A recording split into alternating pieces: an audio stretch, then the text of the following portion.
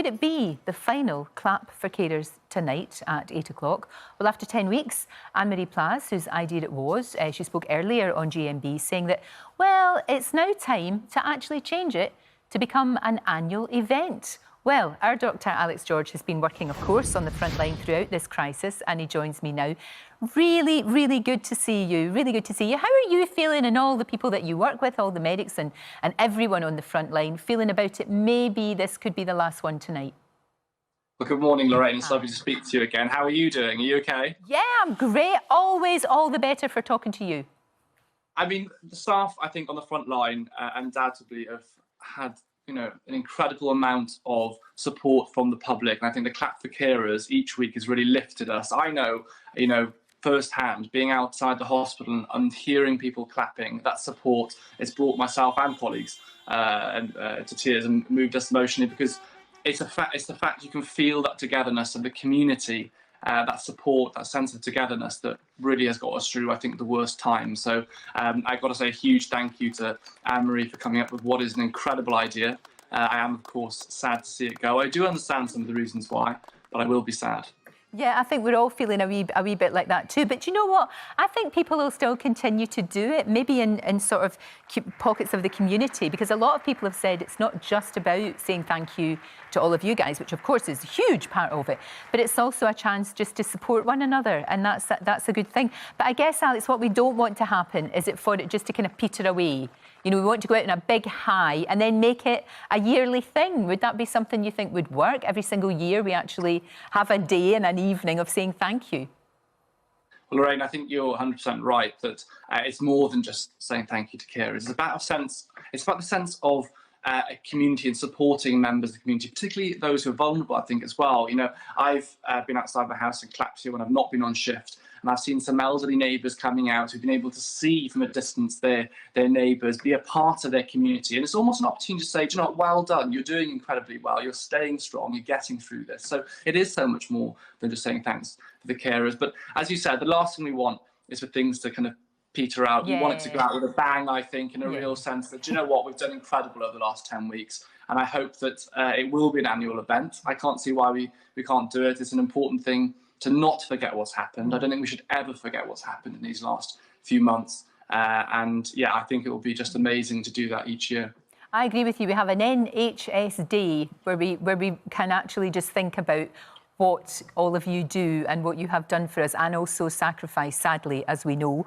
We ran a poll just asking people, should it end tonight? And it was quite interesting because 82% said yes, they probably think it should, it's time, and 18% not. But to be honest, this doesn't mean that people don't appreciate what you're doing, and on the contrary, I think they really do, and it's just one of these things. It's kind of maybe played its part, I guess. Yeah, absolutely. Yeah. I think it's a case of, you know, it's done its bit now and got us through the hardest times. And what you don't want, as you said, for it to peter out. And of course, we don't want it to become political as well. This is not about politics. It's about a genuine sense of everyone coming together, saying thank you and saying, come on, let's get through this. So the moment it becomes political, yes, that changes things. I totally agree with you. It's way, way, way, way much more important than that, and way beyond that, of course. Now, look, you've got some good news for us about the whole, you know, our campaign for UK We Care, and it's all about caring for the carers. And I was just talking about that with Brian Cox as well, and he was just adding his thanks to all of the work that you're doing. But there is some good news.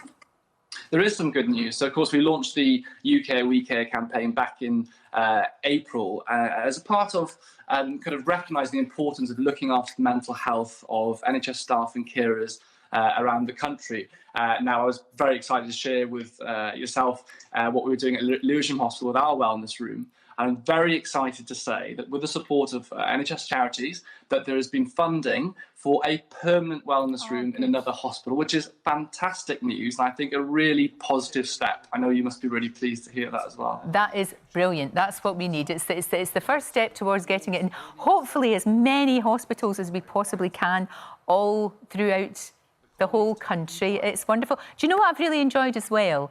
All of your insights. I know you put this on your YouTube channel, all of the work that you've been doing, the filming you've been doing, not just in COVID wards, not just in A&E and the Frontline, but also you've taken us into things like labour wards, and you've taken us and you've shown us, given us a real insight into what's happening right now. Well, yeah, I really wanted to share with people what we're seeing on the front line, what we're experiencing, what staff are feeling, because it's important. I think as I said, we're in this together, and therefore we should share these experiences together.